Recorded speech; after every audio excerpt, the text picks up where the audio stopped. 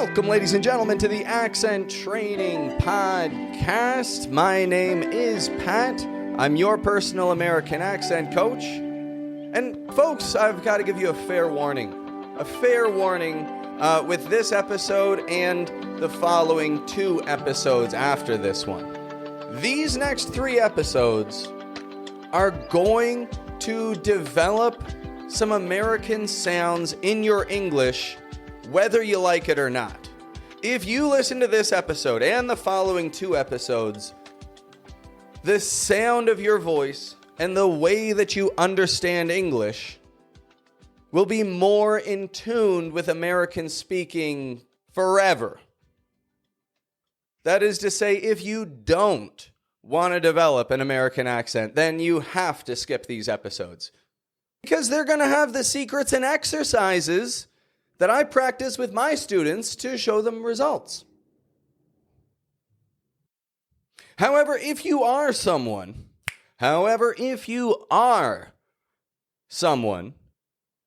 who wants to develop an American accent sound with their English, then I'm happy to tell you that you've come to the right place and that this is the episode for you. Let me tell you why. Today's episode is going to cover the resting tongue position of American English speakers. This means the position that Americans and Canadians' tongues go to when we aren't trying to articulate any specific sound or word or thought. It sounds like, not an intelligent sounding vowel, but an essential one if you're trying to speak English with the sound that American ears are listening for. Now, if English isn't your first language, it's likely that you have a different resting tongue position. This means that your mouth muscles rest in a different position from the way that American mouth muscles rest. Your resting tongue position may be a little bit higher up, like or a little bit lower down, oh. So follow these few steps right here to make sure that you're getting the positioning needed for this American accent sound. First, if it's safe to, close your eyes. That means if you're not chopping vegetables, if you're not driving a car, if you don't feel like someone might rob you, and you're in a safe place, close your eyes. It'll help you focus a little. So we've got to feel what's going on inside of your mouth. So first, with the tip of your tongue, feel the backs of your bottom teeth. The inside backs of your bottom teeth. You feel that? Good. Next, lower the back of your tongue to the level of your gums. Finally, just open your mouth slightly. Not really wide, but just letting your jaw relax and hang down. Take a deep breath into your belly and project your voice like,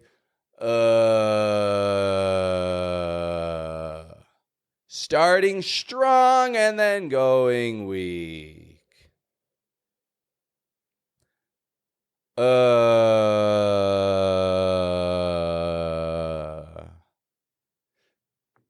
Tongue is at the gum level in the back and in the front.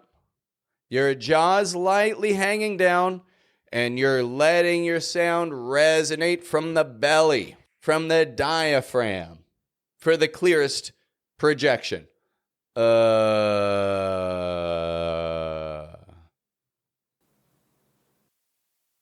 Now, you probably recognize this as like a U sound, right? Like in mud, bus, just.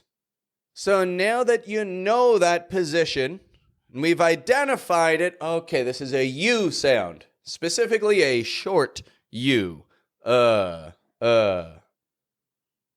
Let's put it into a few words to kind of wake your muscles up to this position and projection. Taking a deep breath in for each word. Up. Under. Must. Bus. Enough. Buffalo. Colombia. Dominican Republic. Kentucky. Some of those may have felt a little awkward to you, especially if you don't say places like that in your first language, right? But if you make that sound with the projection from your belly, stretching those vowels out clearly, to Americans, their ears are going to hear you without any question. They won't say, sorry, where did you say you're from, Colombia? Or else when you go through the airport and the customs officer says, where did you say you're headed? If you say, Buffalo, they'll say, never heard of Buffalo. Buffalo.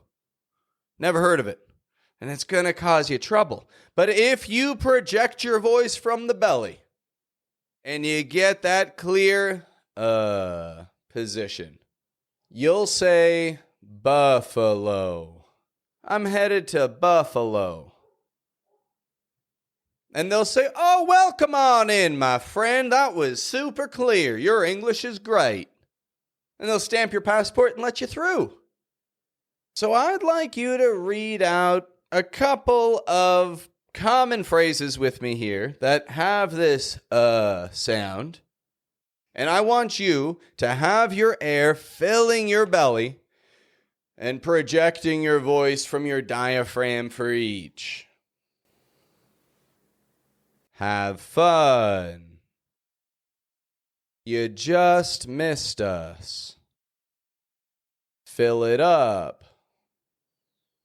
I'm feeling lucky. That looks fun.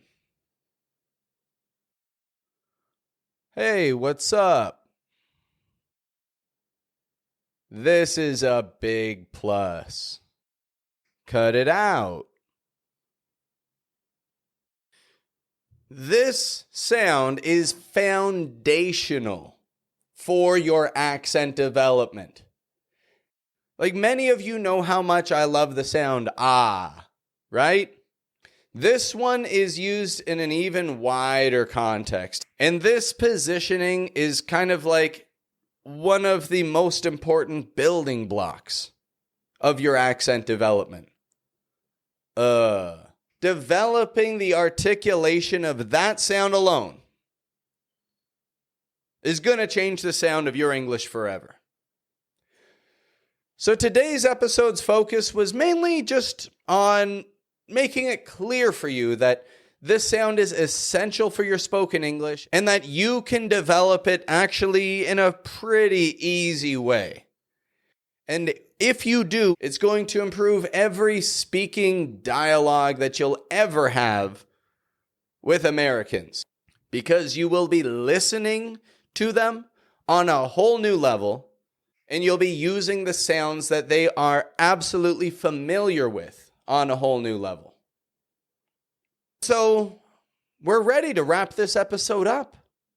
Now, I don't want you to be sad that we're saying goodbye for right now. In fact, I want you to be hopeful. Because the next episode is going to help you make sure that you're getting the positioning for this as clearly as possible. I've got some of the best exercises that I've developed for this sound ready to go, and I'm going to record it shortly. I'm going to record it pretty soon. I'm going to record it today. I'll tell you a secret. I'm recording it today, actually, but I'm not going to release it all at once. I don't want to overwhelm you with information. I don't want to give you too much at one time. That's not the most helpful way to coach people, but one step at a time, my friend, Patience on your end, patience on my end,